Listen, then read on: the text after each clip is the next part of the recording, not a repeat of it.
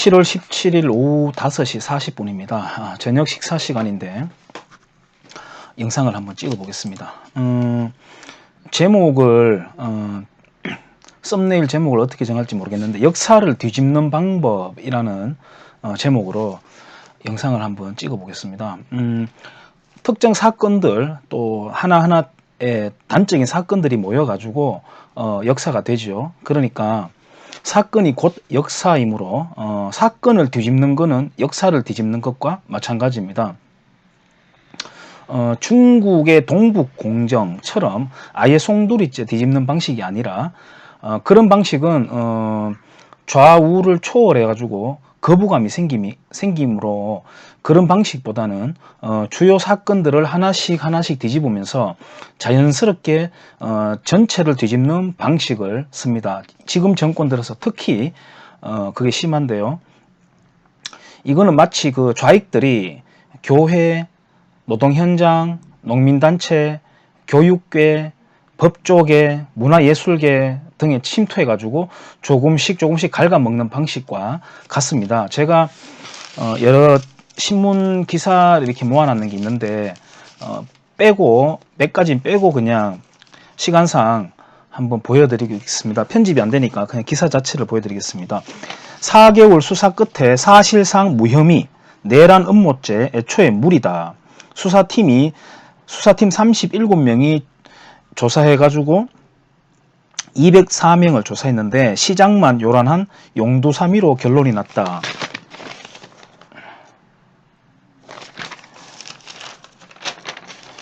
(105일간) 90곳 204명 조사 계엄의 개자도 못 찾았다. 그렇게 떠들었던 겁니다. 이게 그렇게 난리법석을 했던 거예요. 다음, MB정부 때 인권위에 블랙리스트 있었다. 대국민 사과를 합니다. 최영애 국가인권위원장과 상임위원 등이 이명박 정부 시절 인권위 특정 직원에게 불이익을 주기 위한 청와대 블랙리스트가 존재한 것으로 보고 검찰에 이 전 대통령을 수사 의뢰하기로 했다고 밝혔다.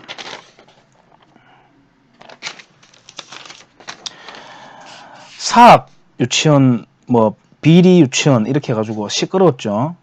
비리 유치원 키운 교육부 사과하라 이렇게 해서 시민단체라는 외형을 띤 이름이 정치하는 엄마들이래요.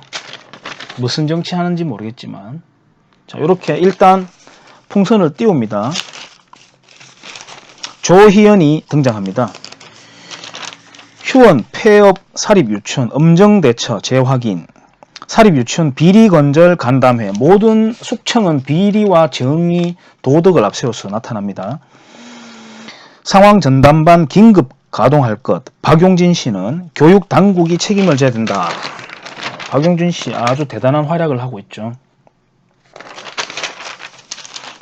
박용진, 이낙연 겨냥해서 지금 유치원 사유재산 말할 때인가 비리를 수사하고 정의를 말하는데 사유재산을 말하지 말라는 거죠. 자, 이런 일들이 있었고요. 군입니다. 71년 만에 제주 4.3 유감 표명하기로.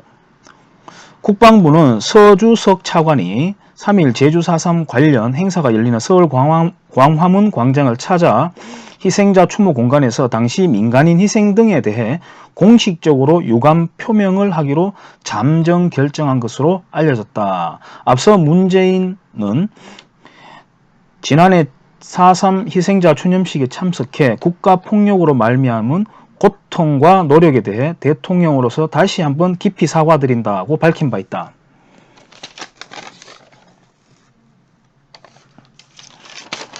문 대통령, 제주 4.3은 여전히 봄 햇살 아래에 서 있기 부끄럽게 해.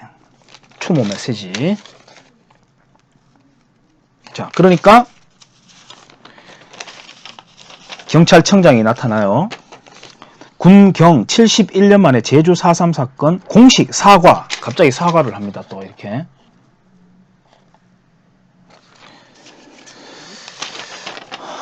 정경두 국방부 장관이 5.18 계엄군 성폭행 사과.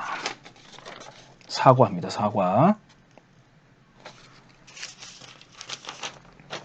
문물 검찰총장 25일, 이거는 이제 올해 6월 25일을 말해요.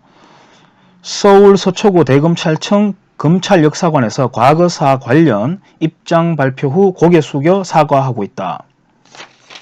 경향신문입니다. 검찰 과거사 사건 2년간 487명 재심 청구. 문무일의 검찰의 과거사 반성에 487명이 명예회복.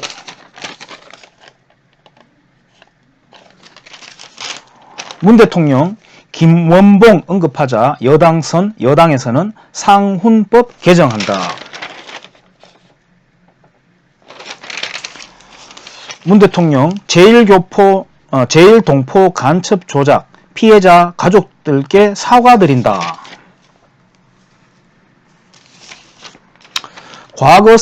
과거사위원회가 드러낸 용산 참사 부실 수사 진실 규명 계속돼야 된다. 경향신문입니다.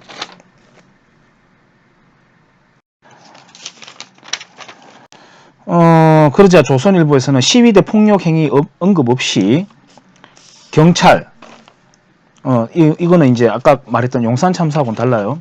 강정마을 시위 과잉 진압을 사과하는 거는 시위대 폭력 행위는 왜 언급하지 않느냐라고 하는 조선일보의 반발입니다.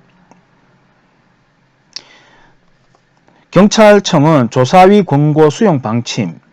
경찰 내부에서는 너무 편파적이다라는 불만도 있다 그래요. 자, 경향신문이 돕습니다. 강정 해군기지 건설 과정에서 자행된 국가폭력의 민낯.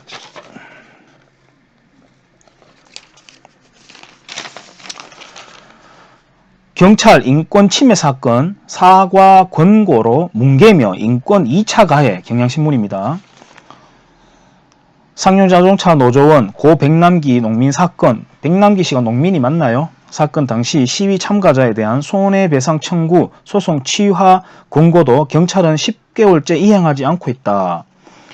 경찰 인권 침해 8대 사건 피해자 단체 관계자들이 이행을 촉구하고 있다. 그리고 오늘 모든 양심수를 석방하라. 이름 잘 만들어요. 이 사람들은 네이밍을 굉장히 잘하는 사람들입니다. 양심수래요. 공안 탄압 반대, 양심수 석방과 사면, 복권을 위한 공동행동 회원들이 16일 청와대 분수 앞에서 광복절에 양심수 전원을 석방하라고 요구하는 기자회견을 열고 있다. 한반도기 깃발이 붙어 있네요. 그 다음 민주노총 조끼 입은 사람도 보이고요. 승복 입은 중도 있고요. 뭐 다양하네요.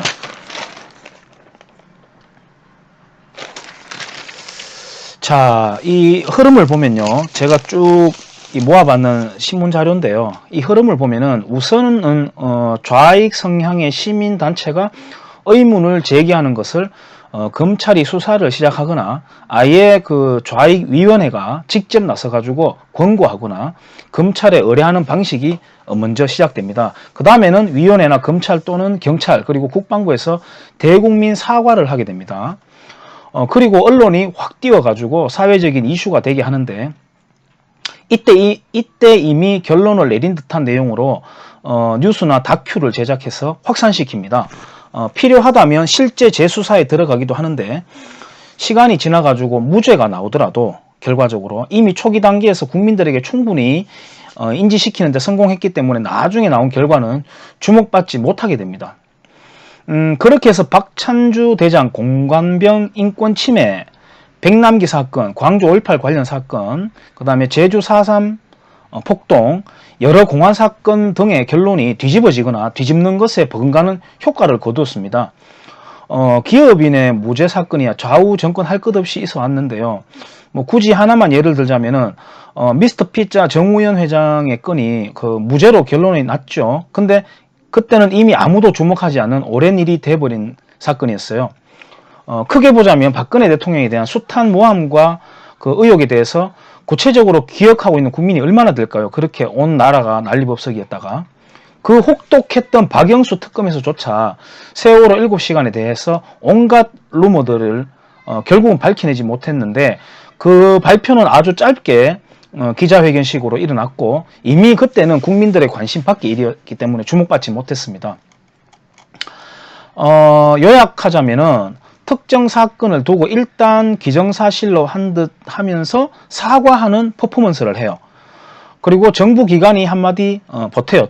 때로는 대통령이 직접 언급을 하기도 합니다. 그러면 검찰이 수사에 들어가요. 결과에 상관없이 국민들한테 인지시킨 데는 성공합니다. 이런 어떤 프로세스가 있습니다. 좌익 시민단체나 위원회라는 초법적 단체를 만들어가지고 수사기관에 버금가는 역할을 하지요. 때로는 권력 중심으로부터 직간접적으로 지시가 내려오기도 합니다. 다시 말해서 아래로부터 또는 때로는 위로부터 종횡무진 난도질을 합니다. 특정 정보가 부족한 국민들로서는 받아들일 수밖에 없는 구조를 짜는 거죠. 이런 수법은 일본이나 영국의 식민정책과 유사합니다. 그리고 중국이 주변 나라를 이제 복속시켜가는 과정에서 소수족들을 점령하는 과정에서도 엿볼 수 있는 방식이에요. 물리적 충격을 가한 다음에 그 다음에 이제 문화적으로 동화시켜 나가는 수순을 따르는데, 다만 지금 대한민국에서 일어나는 일은 다른 나라를, 국가 대 국가, 다른 나라를 상대로 하는 것이 아닌 자국 내의 반란 작업이므로, 그리고 국민적인 정서를 감안해야 되기 때문에 물리적인 충격을 택하기는 어렵습니다. 그러니까 정의 또는 비리척결이라는 표어를 앞에 앞세우고 법치라는 외투를 입고 진행된다는 차이가 있습니다. 우익 진영에서는 흔히 이 나라는 언론이 모든 걸 망가뜨리고 있다는 말을 자주 해요. 그러나 저희 생각은 다릅니다.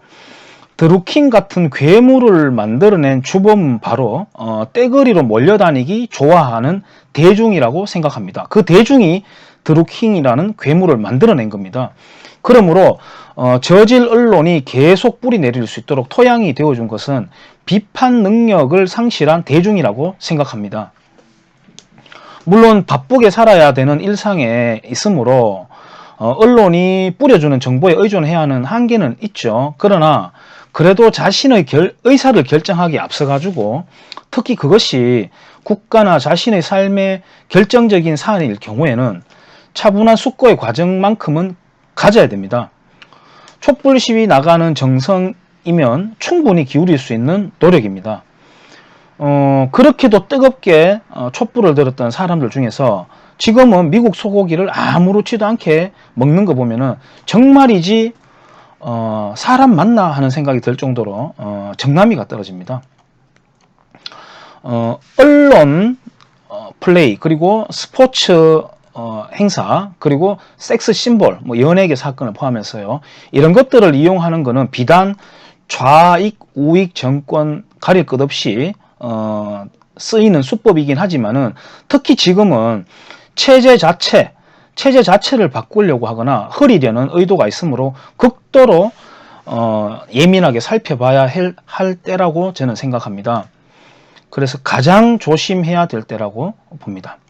이 가장 조심해야 될 때인데 어떤 신호를 감지를 하고 주목을 해야 되냐면, 첫째, 언론이 호들갑을 떨 때입니다. 그 다음 두 번째는 정치인이 합세할 때예요. 그 다음에는 공권력이 갑자기 사과를 할 때입니다. 가장 중요한 건데요, 대중이 떼거리로 움직일 때입니다. 저는 이게 가장 중요하다고 봅니다. 언론을 포함해 가지고 권력기관이 아무리 용을 써도 현명한 국민을 두고는 효과가 없기 때문입니다. 탓할 것 없이 국민들이 변해야 됩니다.